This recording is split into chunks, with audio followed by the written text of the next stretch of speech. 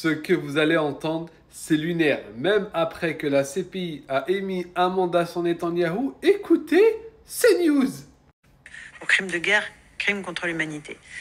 Vive réaction évidemment du côté israélien qui estime que évidemment tout ça n'a aucun sens, qu'on ne peut pas mettre en parallèle des chefs, un chef d'État élu démocratiquement et un chef terroriste. Mais le signe d'équivalence symboliquement c'est désastreux. C'est vrai, c'est un chef d'État démocratiquement élu, un terroriste sans foi ni loi prêt à tout de l'autre côté.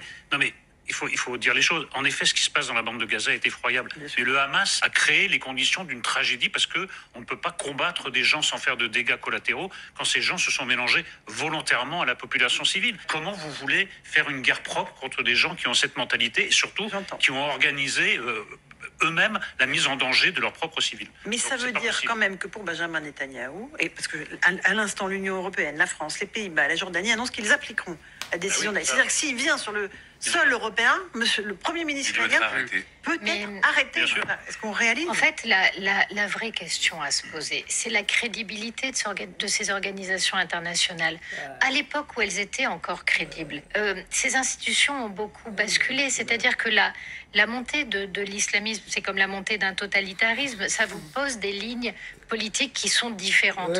Aujourd'hui, à l'intérieur de ces institutions, il y a une énorme pression qui est mise par des États qui sont des États qui ne sont pas démocratiques, c'est des États qui ont dans le viseur ce que nous sommes en tant que civilisation et qui ont compris qu'en plus on était faible. Donc ils attaquent par là. Pourquoi est-ce qu'ils commencent par Israël? Parce qu'ils savent très bien que l'antisémitisme est fort. Pas que chez LFI, pas que dans le RN. On a un sondage qui vient de sortir, qui a été fait pour le CRIF. Franchement, pour les Français en règle générale, il n'y a pas de quoi pavoiser quand on voit les résultats. Donc, ils attaquent par là où on est le plus faible, parce qu'ils se disent, comme ils sont un petit peu antisémites, ils ne défendront pas Israël. Mais derrière, ce qui est en ligne de mire, c'est la démocratie, c'est les valeurs d'égalité, ce sont les valeurs de liberté. Et on est en train de laisser passer tout ça. Vous avez compris, la dernière, elle a tout whipping. Bref, elle ne mérite même pas qu'on lui réponde. Elle est complètement perchée à l'ouest. Retourne dans ton monde. Par contre, Eric, qui nous fait son petit cinéma là. Ah, comment on ose comparer quelqu'un qui a été élu démocratiquement avec un terreau sans foi ni loi? Mais tu te fous de la gueule du monde ou quoi, toi? Depuis quand une personne elle est élue démocratiquement, ça fait qu'elle a un passe-droit? Le terreau, n'importe quel terreau sur terre, il n'a jamais fait ce que Netanyahou a fait. Netanyahou est le pire être sans foi ni loi. Qu'est-ce que tu nous racontes?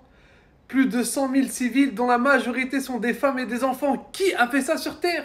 Vas-y, sors-moi un nom. Allez, t'as pas honte. T'arrives à te regarder dans le miroir, toi. T'étais là en train de pleurer devant pour une fake news.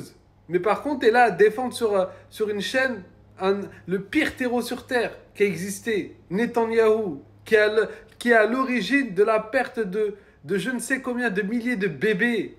La majorité qui ont perdu la vie de ces enfants. Ils ont quel âge à Gaza? Ils ont 5 ans. Bande de traîtres. Vous êtes tous des complices.